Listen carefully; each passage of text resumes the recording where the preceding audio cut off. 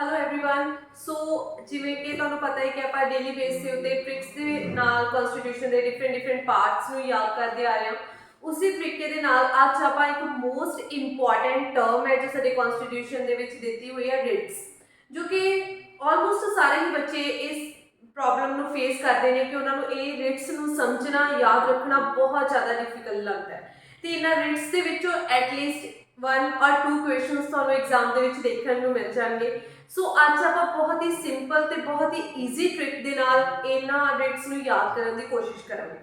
Firstly ਇਹਨਾਂ Ritz ਨੂੰ ਯਾਦ ਕਰਨ ਤੋਂ ਪਹਿਲਾਂ ਤੁਹਾਨੂੰ ਇਹ ਪਤਾ ਹੋਣਾ ਚਾਹੀਦਾ ਹੈ ਕਿ ਰਿਟਸ ਹੁੰਦੀਆਂ ਕੀ ਨੇ ਤੇ ਕੌਣ ਇਸ਼ੂ ਕਰਦਾ ਹੈ। ਜਿਵੇਂ ਤੁਹਾਨੂੰ ਪਤਾ ਹੈ ਕਿ ਸਾਡੇ ਕਨਸਟੀਟਿਊਸ਼ਨ ਦੇ ਵਿੱਚ ਕੁਝ ਫੰਡਾਮੈਂਟਲ ਰਾਈਟਸ ਦਿੱਤੇ ਗਏ ਨੇ ਤੇ ਇਹਨਾਂ ਫੰਡਾਮੈਂਟਲ ਰਾਈਟਸ ਦੀ ਗਰੰਟੀ ਲੈਂਦਾ ਹੈ ਸਾਡਾ ਸੁਪਰੀਮ ਕੋਰਟ।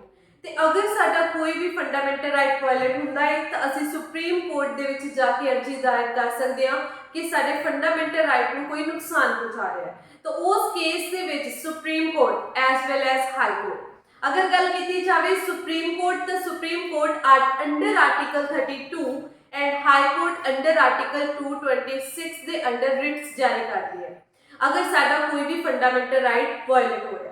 ਹੁਣ ਇੱਥੇ ਇੱਕ ਡਿਫਰੈਂਸ ਤੁਸੀਂ ਇਹ ਦੇਖਣਾ ਹੈ ਕਿ ਸੁਪਰੀਮ ਕੋਰਟ ਹੈ ਜੋ ਉਹ ਅੰਡਰ ਆਰਟੀਕਲ 32 ਸਿਰਫ ਇੱਕ ਹੀ ਕੇਸ ਦੇ ਵਿੱਚ ਰਿਟ ਜਾਰੀ ਕਰ ਸਕਦੀ ਹੈ ਅਗਰ ਸਾਡਾ ਕੋਈ ਫੰਡਾਮੈਂਟਲ ਰਾਈਟ ਵਾਇਲੇਟ ਹੋ ਰਿਹਾ। ਔਨ ਦਾ ਅਦਰ ਹੈਂਡ ਅਗਰ ਗੱਲ ਕਰੀਏ ਆਪਾਂ ਹਾਈ ਕੋਰਟ ਦੀ, ਤਾਂ ਹਾਈ ਕੋਰਟ ਅੰਡਰ ਆਰਟੀਕਲ 226 ਕਿਸੇ ਵੀ ਕੇਸ ਫੰਡਾਮੈਂਟਲ ਰਾਈਟ ਦੇ ਵਿੱਚ ਤਾਂ ਰਿਟ ਜਾਰੀ ਕਰੇਗੀ ਹੀ ਕਰੇਗੀ। ਇਸ ਤੋਂ ਇਲਾਵਾ ਹੋਰ ਵੀ ਕਾਫੀ ਕੇਸਿਸ ਹੈ ਜਿਸ ਦੇ ਵਿੱਚ ਉਹ ਆਪਣੀ ਰਿਟਸ ਨੂੰ ਜਾਰੀ ਕਰ ਸਕਦੀ ਹੈ। ਸੋ ਇੱਥੇ ਤੁਸੀਂ ਇੱਕ ਗੱਲ ਦੀ ਕਲੈਰਿਟੀ ਰੱਖਣੀ ਹੈ ਕਿ ਸੁਪਰੀਮ ਕੋਰਟ ਤੇ ਹਾਈ ਕੋਰਟ ਦੇ ਵਿੱਚ ਡਿਫਰੈਂਸ ਕੀ ਹੈ ਰਿਟਸ ਦੇ ਵਿੱਚ। ਤਾਂ ਹਾਈ ਕੋਰਟ ਕੋਲ ਵਾਈਡ ਏਰੀਆ ਰਿਟਸ ਜਾਰੀ ਕਰਨ ਦੇ ਲਈ as compare to supreme court. So firstly ਆਪਾਂ ਦੇਖਾਂਗੇ ਕਿ ਰਿਟਸ ਹੁੰਦੀਆਂ ਕੀ ਨੇ, ਕਿੰਨੇ ਟਾਈਪ ਦੇ ਰਿਟਸ ਨੇ ਜੋ ਸੁਪਰੀਮ ਕੋਰਟ ਤੇ ਹਾਈ ਕੋਰਟ ਜਾਰੀ ਕਰਦੇ। ਉਸ ਨੂੰ ਜਾਣਨ ਤੋਂ ਪਹਿਲਾਂ ਅਸੀਂ ਇੱਕ ਜੋ ਟ੍ਰਿਕ ਹੈ ਉਹਨੂੰ ਯਾਦ ਕਰਨਾ, ਇੱਕ ਲਾਈਨ ਨੂੰ ਯਾਦ ਕਰਨਾ ਹੈ। ਉਹ ਲਾਈਨ ਕਿਹੜੀ ਹੈ? ਸਾਡੀ CPM ਹੈਡਕੁਆਰਟਰਸ। ਅਗਰ ਤੁਸੀਂ ਇਸ CPM ਹੈਡਕੁਆਰਟਰ ਨੂੰ ਯਾਦ ਰੱਖ ਲੈਂਦੇ ਹੋ ਤਾਂ ਆਲਮੋਸਟ ਤੁਹਾਡੀਆਂ ਸਾਰੀਆਂ ਰਿਟਸ ਤੁਹਾਨੂੰ ਬਾਈ ਟਿਪਸ ਯਾਦ ਹੋ ਜਾਣਗੀਆਂ। ਫਸਟਲੀ ਇਹ ਕਹਿੰਦੇ CPM headquarters. C for first writ ਜੋ ਜਾਰੀ ਕੀਤੀ ਜਾਂਦੀ ਹੈ ਉਹ ਹੈ ਜੀ ਸੈਂਚੁਰੀ। C ਫॉर ਸੈਂਚੁਰੀ, ਜਿਹਦੇ ਵਿੱਚ ਤੁਹਾਨੂੰ ਐਗਜ਼ਾਮ ਦੇ ਵਿੱਚ ਪੁੱਛਿਆ ਜਾਏਗਾ ਕਿ ਸੈਂਚੁਰੀ ਦਾ ਮੀਨਿੰਗ ਕੀ ਹੈ। C for sanctuary mean to be certified। ਹੁਣ ਸਮਝਣ ਦੀ ਕੋਸ਼ਿਸ਼ ਕਰਾਂਗੇ ਕਿ ਜੋ ਸੈਂਚੁਰੀ ਰਿਟ ਹੈ ਉਹ ਕਿਸ ਕੇਸ ਦੇ ਵਿੱਚ ਜਾਰੀ ਕੀਤੀ ਜਾਂਦੀ ਹੈ। ਸਪੋਜ਼ ਕਰ ਲਓ ਕਿਸੇ ਕੇਸ ਦੇ ਉੱਤੇ ਕੋਈ ਸੁਪਰੀਮ ਕੋਰਟ ਤੋਂ ਲੋਅਰ ਕੋਰਟ ਹੈ ਜਾਂ ਹਾਈ ਕੋਰਟ ਤੋਂ ਲੋਅਰ ਕੋਰਟ ਹੈ ਜੋ ਕਿਸੇ ਵੀ ਕੇਸ ਦੇ ਉੱਤੇ ਫੈਸਲਾ ਸੁਣਾ ਰਹੀ ਹੈ। ਅਗਰ ਉਹ ਫੈਸਲਾ ਕਿਸੇ ਕੇਸ ਜਾਂ ਤਾਂ ਉਹਨਾਂ ਦੀ ਯੂਰਿਸਡਿਕਸ਼ਨ ਦੇ ਅੰਡਰ ਨਾ ਆ ਰਿਹਾ ਹੋਵੇ ਲੋਅਰ ਕੋਰਟ ਦੇ, ਔਰ ਉਹਨਾਂ ਨੇ ਕੋਈ ਫੈਸਲਾ ਲੋਅਰ ਕੋਰਟ ਨੇ ਬਹੁਤ ਗਲਤ ਦੇ ਦਿੱਤਾ ਹੋਵੇ, ਤਾਂ ਉਸ ਕੇਸ ਦੇ ਵਿੱਚ ਅਸੀਂ ਜੋ ਆਪਣੀ ਰਿਟ ਜਾਰੀ ਕਰਵਾ ਸਕਦੇ ਹਾਂ ਸੁਪਰੀਮ ਕੋਰਟ ਔਰ ਹਾਈ ਕੋਰਟ ਦੇ ਦੁਆਰਾ।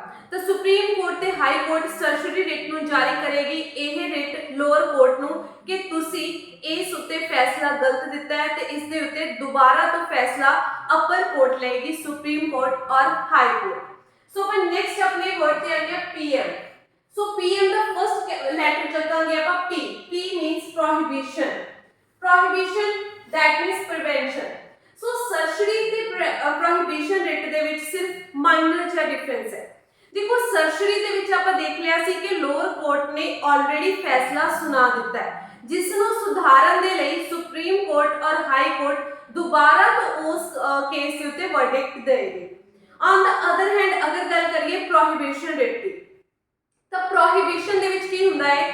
ਅਗਰ ਸੁਪਰੀਮ ਕੋਰਟ ਔਰ ਹਾਈ ਕੋਰਟ ਨੂੰ ਲੱਗੇ ਕਿ ਲੋਅਰ ਕੋਰਟ ਜਿਸ ਕੇਸ ਦੇ ਉੱਤੇ ਫੈਸਲਾ ਸੁਣਾ ਰਹੀ ਹੈ ਉਹ ਕੇਸ ਉਹਨਾਂ ਦੀ ਯੂਰਿਸਡਿਕਸ਼ਨ ਦੇ ਅੰਡਰ ਨਹੀਂ ਆ ਰਿਹਾ ਔਰ ਇਹ ਫੈਸਲਾ ਹੋ ਸਕਦਾ ਹੈ ਕਿ ਇਹ ਲੋਅਰ ਕੋਰਟ ਉਸ ਕੇਸ ਦੇ ਉੱਤੇ ਗਲਤ ਫੈਸਲਾ ਸੁਣਾਵੇ, ਤਾਂ ਉਹ ਫੈਸਲਾ ਸੁਣਾਉਣ ਤੋਂ ਪਹਿਲਾਂ ਹੀ ਉਸ ਉੱਤੇ ਰਿਟ ਜਾਰੀ ਕਰ ਦਿੱਤੀ ਜਾਂਦੀ ਹੈ ਲੋਅਰ ਕੋਰਟ ਨੂੰ ਕਿ ਤੁਸੀਂ ਇਸ ਫੈਸਲੇ ਨੂੰ ਅੱਗੇ ਪਾਸ ਕਰੋ। ਇਹ ਜੋ ਫੈਸਲਾ ਹੈ ਜਾਂ ਇਹ ਕੇਸ ਹੈ ਇਹ ਤੁਹਾਡੀ ਯੂਰਿਸਡਿਕਸ਼ਨ ਦੇ ਅੰਡਰ ਨਹੀਂ ਆ ਰਿਹਾ। ਤਾਂ ਕੀ ਹੈ ਜੀ, ਫਿਰ ਆਪਾਂ ਕਿਹੜੀ ਰਿਟ ਜਾਰੀ ਕਰਦੇ ਆ? ਪ੍ਰੋਹਿਬਿਸ਼ਨ ਰਿਟ। ਸੋ ਇੱਕ ਤੁਸੀਂ ਗੱਲ ਸੁਣੀ ਹੋਏਗੀ, prevention is better than cure. ਕਿ ਪ੍ਰੀਵੈਂਸ਼ਨ ਠੀਕ ਹੁੰਦੀ ਹੈ ਕਿਉਰ ਨਾਲੋਂ, prevention is better than cure.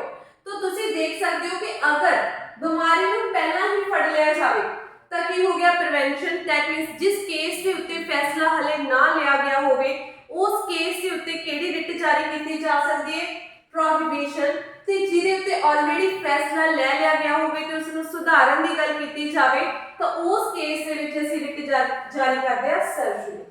So next ਆਪਾਂ ਮੂਵ ਕਰਦੇ ਹਾਂ ਨੈਕਸਟ ਆਪਣੇ ਅਲਫਾਬੈਟ ਦੇ ਉੱਤੇ ਜੋ ਕਿ ਪੀਐਮ ਦਾ ਐਮ। ਐਮ ਦੇ ਨਾਲ ਆਪਾਂ ਰਿਲੇਟ ਕਰਾਂਗੇ ਮੈਂਡੇਮਸ ਰਿਟ। ਠੀਕ ਹੈ ਜੀ, ਕਿਹੜੀ ਰਿਟ ਰਿਲੇਟ ਕਰਾਂਗੇ, ਮੈਂਡੇਮਸ ਰਿਟ, ਜਿਸ ਦਾ ਮੀਨਿੰਗ ਕੀ ਹੈ, ਵੀ ਕਮਾਂਡ। ਸੋ ਜੋ ਮੈਂਡੇਮਸ ਰਿਟ ਹੈ ਉਹ ਪਬਲਿਕ ਆਫਿਸਰਸ ਜਾਂ ਪਬਲਿਕ ਰਿਲੇਟਡ ਕਿਸੇ ਵੀ ਆਫਿਸਰ ਨੂੰ ਜਾਰੀ ਕੀਤੀ ਜਾ ਸਕਦੀ ਹੈ, ਕਿਸੇ ਇੰਡੀਵਿਜੂਅਲ ਨੂੰ ਨਹੀਂ, ਕਿਸੇ ਵੀ ਪਬਲਿਕ ਆਫਿਸਰ ਨੂੰ।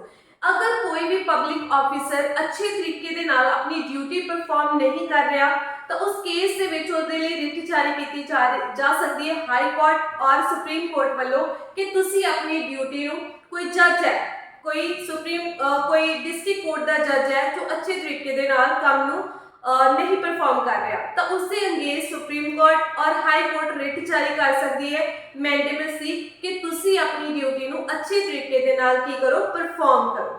ਸੋ ਆਪਾਂ ਨੈਕਸਟ ਮੂਵ ਕਰਦੇ ਹਾਂ। ਨੈਕਸਟ ਹੈ ਜੀ ਸਾਡਾ ਹੈਡ। ਹੈਡ ਦੇ ਨਾਲ ਤੁਸੀਂ ਯਾਦ ਰੱਖਣੀ ਆਪਣੀ writ habeas corpus, very very important, ਬਹੁਤ ਵਾਰ ਐਗਜ਼ਾਮ ਦੇ ਵਿੱਚ ਦੇਖਣ ਨੂੰ ਮਿਲੇ ਹੋਏਗੀ। ਹੈਬਿਸ ਕਾਰਪਸ ਦਾ ਮੀਨਿੰਗ ਕੀ ਹੈ, ਹੈਵਿੰਗ ਬਾਡੀ। ਸੋ ਇਹ ਜੋ ਰਿਟ ਹੈ ਇਹ ਪਬਲਿਕ ਤੇ ਇੰਡੀਵਿਜੂਅਲ ਦੋਨਾਂ ਦੇ ਲਈ ਜਾਰੀ ਕੀਤੀ ਜਾ ਸਕਦੀ ਹੈ ਸੁਪਰੀਮ ਕੋਰਟ ਤੇ ਹਾਈ ਕੋਰਟ ਵੱਲੋਂ। ਐਕਚੁਅਲ ਦੇ ਵਿੱਚ ਆਪਾਂ ਪੜ੍ਹਿਆ ਹੈ ਕਿ ਹੈਵਿੰਗ ਬਾਡੀ, ਹੈਬਿਸ ਕਾਰਪਸ ਦਾ ਮਤਲਬ ਕੀ ਹੈ, ਹੈਵਿੰਗ ਬਾਡੀ। ਫਸਟਲੀ ਆਪਾਂ ਡਿਸਕਸ ਕਰਾਂਗੇ ਕਿ ਜੋ ਪਬਲਿਕ ਆਫਿਸਰ ਹੈ ਇਸ ਰਿਟ ਨੂੰ ਕਿਵੇਂ ਜਾਰੀ ਕਰ ਸਕਦਾ ਹੈ, ਪਬਲਿਕ ਆਫਿਸਰ ਦੇ ਅਗੇਂਸਟ ਇਹ ਰਿਟ ਕਿਵੇਂ ਜਾਰੀ ਕੀਤੀ ਜਾ ਸਕਦੀ ਹੈ। ਸਪੋਜ਼ ਕਰੋ ਕਿਸੇ ਵੀ ਇਨਸਾਨ ਦੇ ਉੱਤੇ ਕੋਈ ਕੇਸ ਦਰਜ ਕਰ ਦਿੱਤਾ ਗਿਆ ਹੈ ਤੇ ਪੁਲਿਸ ਨੂੰ ਉਸਨੇ ਕੀ ਕਰ ਲਿਆ ਗਿਆ, ਅਰੈਸਟ ਕਰ ਲਿਆ ਗਿਆ। ਐਕਚੁਅਲ ਦੇ ਵਿੱਚ ਉਹ ਇਨਸਾਨ ਕੀ ਹੈ, ਬੇਗੁਨਾਹ ਹੈ ਤਾਂ ਉਸ ਦੇ ਬਿਹਾਫ ਦੇ ਉੱਤੇ ਉਹ ਇਨਸਾਨ ਜਾਂ ਉਸਦੇ ਰਿਲੇਟਿਵਸ ਔਰ ਫਰੈਂਡ ਉਹ ਸੁਪਰੀਮ ਕੋਰਟ ਔਰ ਹਾਈ ਕੋਰਟ ਦੇ ਵਿੱਚ ਜਾ ਕੇ ਉਸ ਦੇ ਅਗੇਂਸਟ ਇਹ ਕਹਿ ਸਕਦੇ ਨੇ ਕਿ ਸਾਡਾ ਜੋ ਆਦਮੀ ਹੈ ਉਸ ਨੂੰ ਗ੍ਰਿਫਤਾਰ ਕੀਤਾ ਗਿਆ ਬਿਨਾਂ ਕਿਸੇ ਗੁਨਾਹ ਤੋਂ।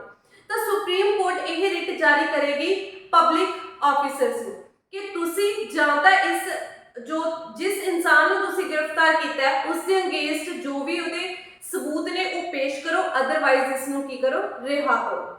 ਔਨ ਦਾ ਅਦਰ ਹੈਂਡ ਅਗਰ ਅਸੀਂ ਕਿਸੇ ਇੰਡੀਵਿਜੂਅਲ ਦੇ ਲਈ ਇਹ ਰਿਟ ਜਾਰੀ ਕਰਨੀ ਹੈ ਤਾਂ ਅਸੀਂ ਕਿਸ ਤਰੀਕੇ ਨਾਲ ਕਰ ਸਕਦੇ ਹਾਂ।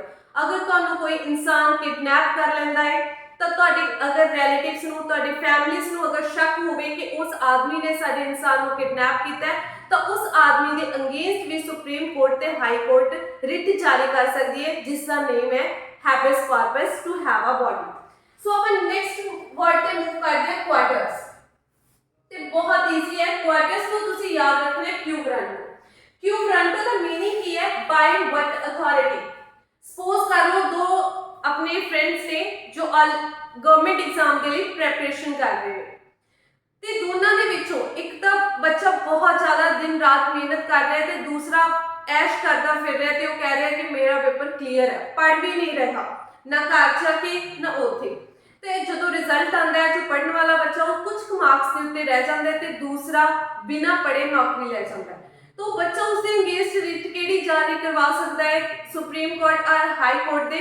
इवन के दूसरे बच्चे दी डिग्रीज भी और दी क्वालिफिकेशन भी नहीं है कि वो उस पोस्ट दे उत्ते बैठ सके, तो दूसरा बच्चा ਉਹਦੇ अगेंस्ट सुप्रीम कोर्ट और हाई कोर्ट ਦੇ ਵਿੱਚੋਂ ਰਿਟ ਜਾਰੀ ਕਰਵਾ ਸਕਦਾ ਹੈ ਕਿਊ ਗ੍ਰਾਂਟੋ ਰਿਟ ਕਿ ਇਹ ਕਿਸ ਅਥਾਰਟੀ ਦੇ ਨਾਲ ਇਸ ਕੁਰਸੀ ਦੇ ਉੱਤੇ ਬੈਠਾ ਹੈ, ਇਵਨ ਕਿ ਇਹ ਕੁਆਲੀਫਿਕੇਸ਼ਨ ਵੀ ਕੁਆਲੀਫਾਈ ਨਹੀਂ ਕਰ ਪਾ ਰਿਹਾ ਤੇ ਇਸ ਨੂੰ ਇੱਕ ਚੇਅਰ ਦਿੱਤੀ ਹੋਈ ਹੈ। ठीक है जी, सो इस दे नाल ही साडियां सारियां रिट्स बहुत ही ईजी ते बहुत ही सिंपल वे दे नाल कंप्लीट हुंदी है। Thank you so much.